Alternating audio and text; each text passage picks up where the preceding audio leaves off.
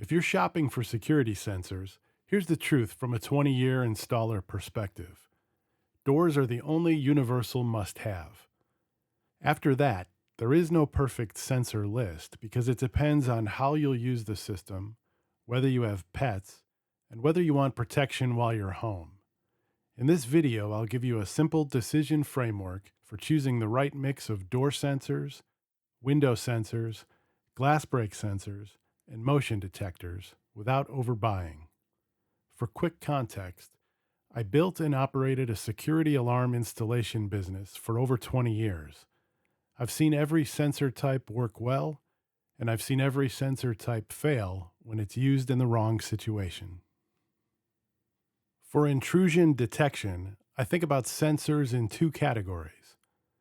Perimeter sensors try to detect a would-be intruder before they fully enter your home. Interior sensors detect an intruder who is already inside. The best practice is layered protection with a combination of sensors, but the layers you choose have to match how you actually live. Here's the closest thing to universal advice. If a door separates your livable, protected space from the outside or from an attached garage, it should have a door sensor. That means your exterior doors, and very importantly, the door from the garage into the house. That garage to house door is one of the common gaps I see. Everything after perimeter doors is optional and should be requirements based. Door sensors aren't just for front doors. If you want alerts when something is opened, you can contact overhead garage doors, a garage exterior service door, a safe, a cabinet, a weapons locker, really anything you treat like a door you care about. Sensors for these applications are not required for intrusion, but they can match specific needs and automation goals. Window sensors are usually nice to have for most homeowners, not required. The big limitation is this.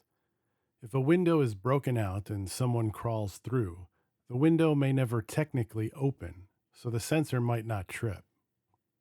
So why do people still choose them? 3 reasons. 1, they add an extra perimeter layer, especially useful if you want to arm while you're home. 2, many systems will warn you if you try to arm with a window left open. This can be very helpful for real-life usage of the system. And 3, if you like automation, window status is useful. Window X has been open for hours, don't run the air conditioning. Things like that. Now here's an installer nuance that matters. Some homes can't reliably use motion sensors or glass break sensors, especially homes with large dogs that roam freely. In such situations, a homeowner might choose heavier perimeter coverage, including some window contacts, not because windows are required, but because it's the perimeter layer that they can actually use consistently. If you want a cost-effective middle ground, a common approach is to only contact easily accessible windows. Ground floor, hidden sides, near decks, behind bushes. This can be based on your own level of comfort. Window contacts and glass break detectors are not duplicates. Generally speaking, each sensor is designed to cover what the other doesn't. So glass break sensors enter the conversation when you have lots of accessible windows, or you have doors with significant glass, especially sliders, where someone could break glass and reach in or enter. I like glass break sensors as a perimeter layer because most closed, locked windows are hard to force without doing something loud. That said, glass break sensors have real trade-offs. They listen for sound patterns and frequencies, so they can false alarm from certain loud noises. Barking dogs in some homes, dropping objects on hard floors, breaking dishes, things falling. They can also be less effective with heavy curtains or certain types of specialized glass. So the best practice way to use glass break sensors is requirements-based. In some homes, they're great in away or night modes. In other homes, you may keep them armed in stay mode as well. And for some, They may be a poor fit entirely. The point is this: glass break detection is powerful when it matches your environment and habits. Motion detectors are interior protection. They're what catches someone after entry, whether perimeter sensors caught it or not. Three big reasons motions can be valuable. One, coverage efficiency. Because a single motion sensor can cover a lot of square footage, depending on layout, of course, they can be fairly economical. Two, good motion detectors are difficult to circumvent. Three, verification. If a door trips and a motion trips soon after, the chances of both being false alarms at the same time are much lower. This type of scenario can increase confidence in genuine alarm conditions. But motion detectors come with constraints. You can't use them in an occupied space when they're armed. Placement matters a lot, and pets complicate everything. Pet resistant motions can work, but they're not perfect, especially with large animals or pets that jump onto furniture. So my stance is simple. If you have pets and you want motions, treat them as only if you can test thoroughly.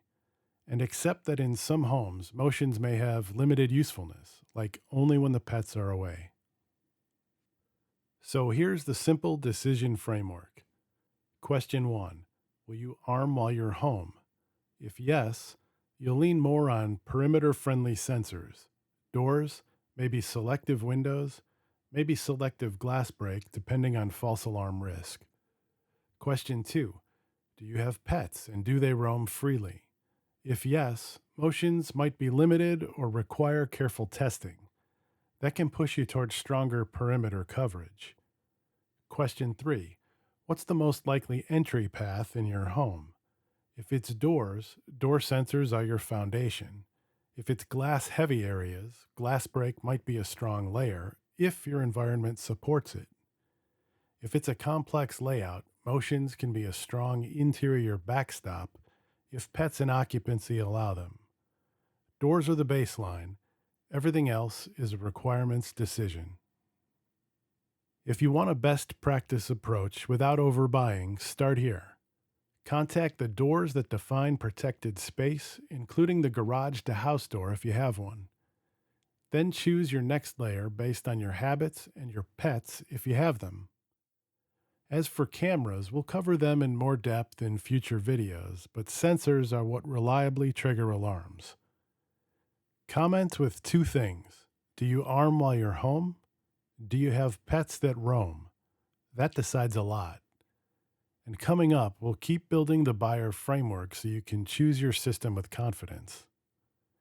If this kind of experience-based guidance is helpful, consider subscribing for more honest advice and so you know when our next video on a new topic in the space is released.